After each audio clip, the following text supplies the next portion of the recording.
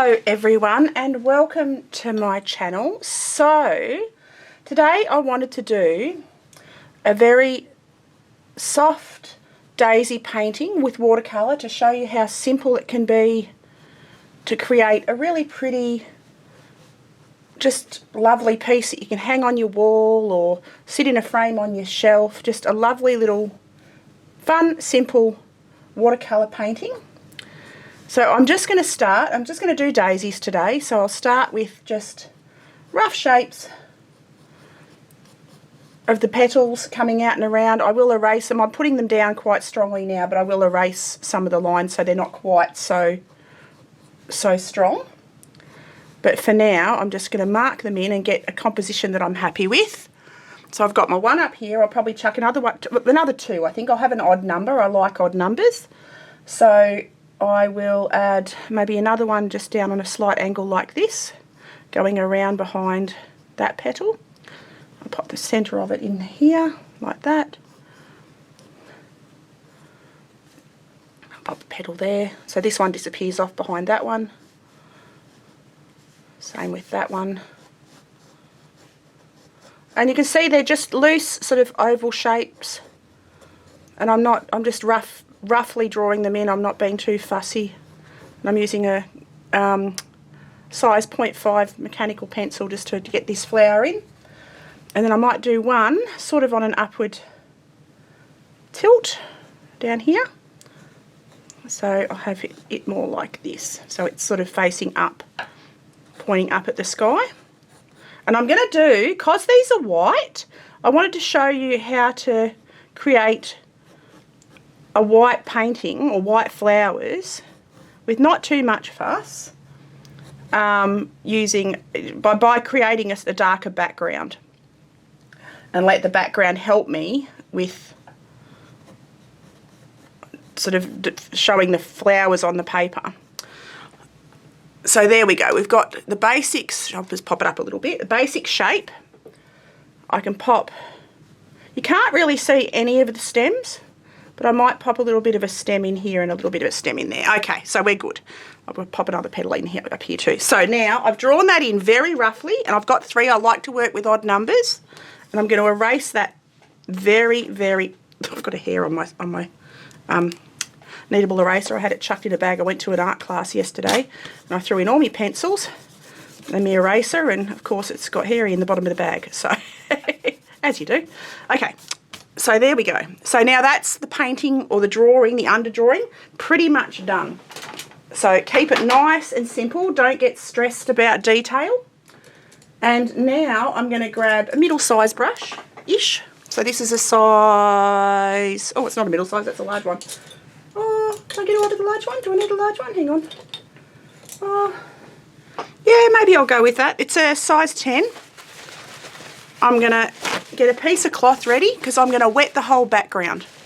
Okay, so I'm going to wet my brush, and I'm going to grab, I'm using a mixture today of my Core watercolours and my Sennelier watercolours, because Senneliers are beautiful for florals.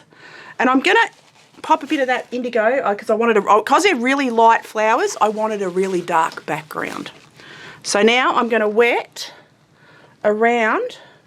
the paper with clean water. Oops, and I've got some on the flower already. Clean water around, I'll lift that bit off, around the petals. And what this does is when I put the watercolour on the paper, the paint will flow in it, and it will travel wherever the water is.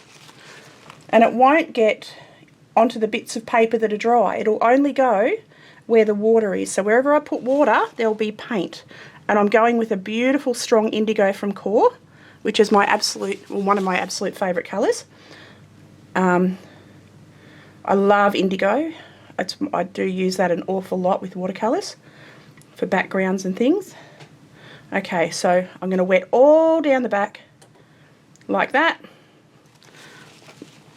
Take that around the bottom. I'll do one side at a time so it doesn't dry too quick. Right, now I'm going to drop my indigo in, and watch this. You watch what this indigo does. So I get a bit more in my palette, and look at that. See how it flows around everywhere that I have put water. I can drag it down into the middle a bit, and I'm going to let it, see how it goes, all that beautiful sort of, I don't know what you call that, honeycombing, fairy flossy looking, soft, beautiful. Oh, I love watercolour. That's what I love about watercolour. It does this. When you put it on paper that's wet, it just takes on a life of its own. And core watercolour particularly does it really, really, really well. So now I've done that side. I'm going to go to the other side, and I'm deciding whether to go for an orange or just to have the blue. Do I want to be crazy and go orange? You know what? No, I'm going to stick with blue. I'm not being brave. Okay, I'm going to stick with blue for the background. So now I'm going to wet this side, clean my brush. You can see there's a little tinge of pigment in there, but that doesn't matter. And I'm going to wet down this side of the paper. Take everywhere that I want the paint to go, I will put the water. And for the shadows on the white flowers, because these are white flowers, I will use a pale blue. And maybe a little bit of purple. We'll see how we go. I'm sort of just playing it, just having fun. Playing it by ear, deciding as I go. Not planned out so much, or the only thing I really planned out was what I was going to paint, not how I was going to paint it. So I just knew I wanted to paint daisies. So, and keep it nice and simple for you guys so you can see how it's done. A very simple, loose, fun, you know, you can be a beginner. This is, you know, very beginner sort of level. Nice, fun, simple, no stress piece of art. Okay, so now I've got the background wet, and I'm just going to drop in my indigo. Beautiful indigo. And I love how it splays out. They call, what do they call that? Cauliflower. They call that cauliflower. I'm just going to pick up that bead. Cauliflowering, when it goes out and goes wild like that, as it has. Just take a little bit more down into the middle of a couple of these petals where there's no water. And you can see it's a harder line where there's no water. Doesn't matter that I've gone over the pencil marks a fraction, because I erased them anyway, and that was just a rough guide to where I wanted the flowers. Go up in there, you can see that paint just takes on a life of its own. It's magical. Okay, come around here. Doesn't matter if I go over the edges of the petals a little bit, not the end of the world at all. And this is Impressionist, so keep it soft. It's not a photograph, it doesn't have to be perfect. You just have to be happy with it. Okay, so come down and around here. I've got to be a bit careful here because there's petals, but there's also the petals off the top flower. I don't want to accidentally get rid of any of the bottom petals off the bottom flower. So I come down around here. See, that's already starting to take effect. It's a warm day here, so the paper's drying quite quickly, which is not a bad thing. It helps me a little bit, I suppose. Okay, now you see how I've got big puddles of water at the bottom? You can see that if I lift that up a fraction, you'll see that. I've got puddles of water. All you do, get a cloth, take the moisture out of your brush, and just run your brush along it, and your brush, a watercolour brush, will suck up that water and get rid of that bead off the end. And then you won't end up with a hard line at the bottom. Okay, now I'm going to leave it alone for a minute, and I'm going to clean my brush, and I am going to go to the middle of my flowers, and I'm going to grab an Indian yellow. It's a warmish yellow. I'm going to pop that on my palette there, and I'm going to put that, because the blue's a cool colour, and now I'm going to go a nice warm colour into the centre of these daisies. Beautiful sunshiny yellow. And if you don't have a sunshiny yellow, you can use your lemon yellow and add a little touch of red. It'll make it an orangey colour, but it gives it that warmth that you need. And I might even do that, you know. I might grab a little bit of this Indian yellow, and I might add a touch of red, just a touch. And see how that warms that up? And I'm going to pop that, while that yellow's still wet, around the edge of that centre eye of the daisy. I'll do that on all 3 of them, like that.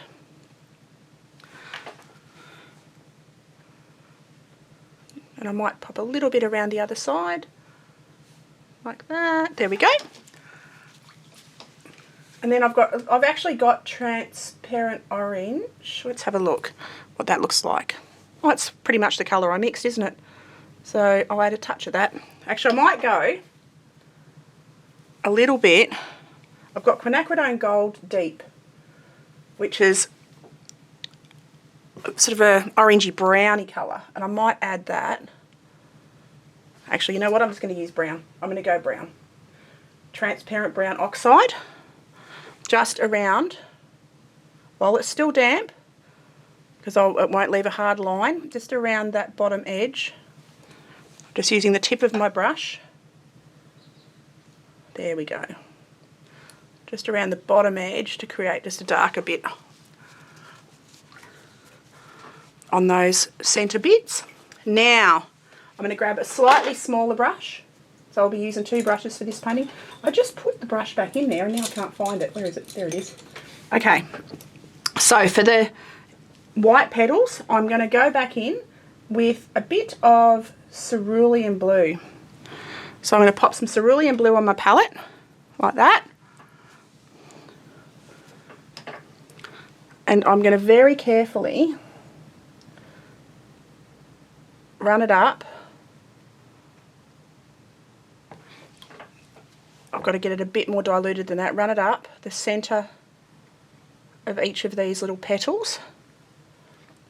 Not all the way up to the top, because I want the tops of the petals to remain white. These bottom ones are probably more in shadow, but I'm not filling the whole petal. I'm doing lines, because these petals on daisies, and I don't mind if the orange bleeds out a little bit. To me, that adds a little bit of interest. And you can use a very pale purple as well, which makes a beautiful shadow colour.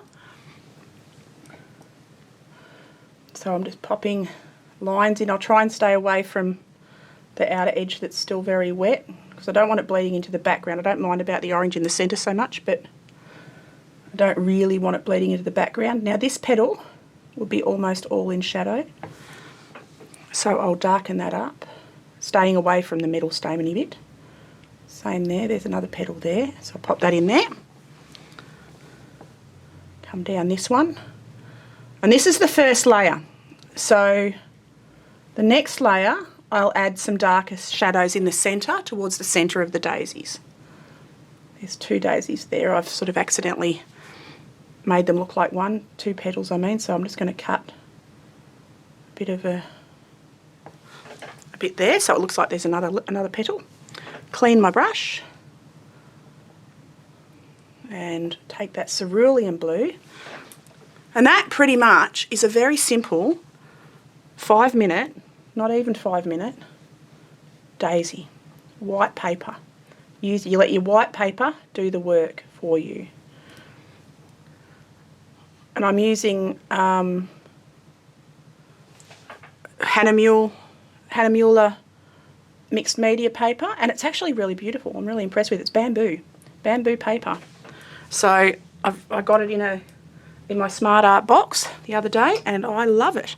So now I'm going for some more cerulean, and I'm doing the same thing on all of these other petals. Oops, I see I've got too much pigment, not enough water. The more water you add, the paler the colour will be. That's a little bit dark, but that's okay. It'll dry back a little bit. And I'm just doing lines down each of the petals, keeping it simple, lines down or lines up, following the shape of the petals, not filling them in completely because I want the white of the paper to show the white of the daisies.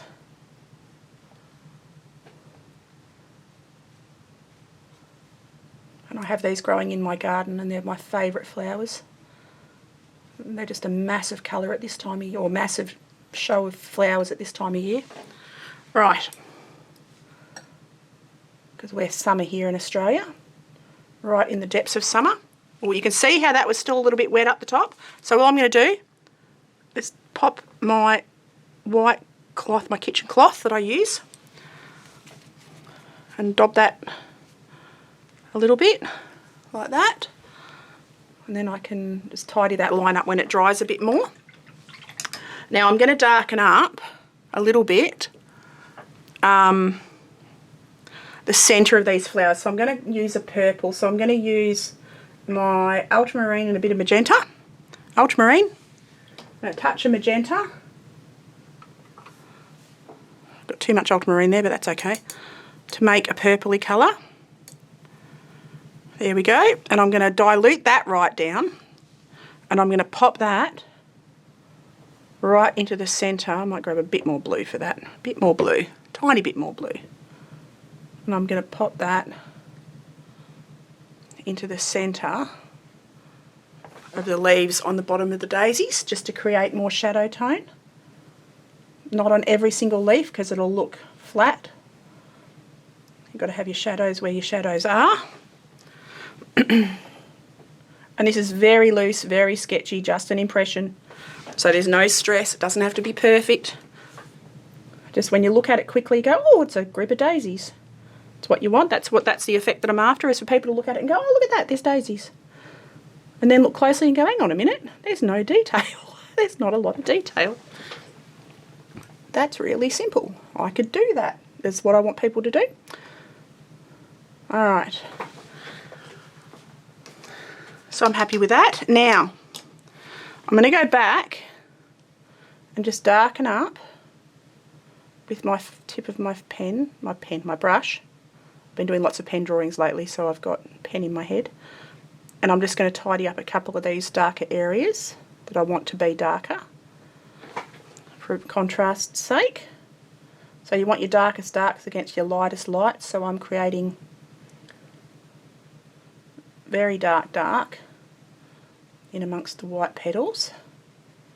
And the background's almost dry now, so it's not going to spray out and spread out as much as it did. So I've got a bit more control. The wetter the paper, the less control you've got of the paint. So I wet it first when I want it to go crazy and all over the paper. And then once it's dry, or medium to nearly dry, I can go in and add detail, a little bit of detail, but still not end up with horrible hard edges. Take that around the edges, just soften a few of the edges of the daisies. Come back around here. I sort of want it darker to the bottom, I think, so I'll do that.